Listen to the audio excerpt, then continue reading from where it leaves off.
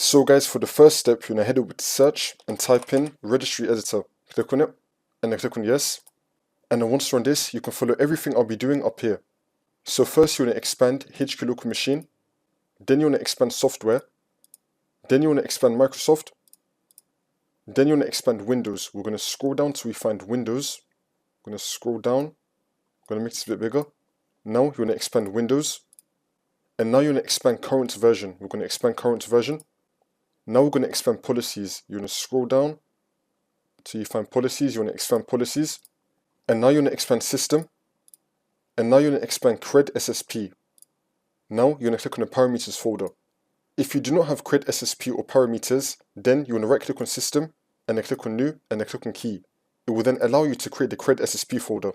Then you want to right click on CRED SSP, and then click on new, and then click on key. It will then allow you to create the parameters folder. So now you're going to click on the parameters folder, and now we're going to be here. Again, you can follow everything I did up here. And then once we're here, you want to find allow encryption oracle. If you do not have this, you want to right click on a blank space, and then click on new, and then click on dword 32-bit value. You want to call it allow encryption oracle. And then once you have this, you want to double click on it. You want to change the value data in this box right here to 2. Make sure that in this box you have the number 2, and then click on OK. And then once you do all of that, for the last step, you just want to restart your computer, and then this should now fix your problem.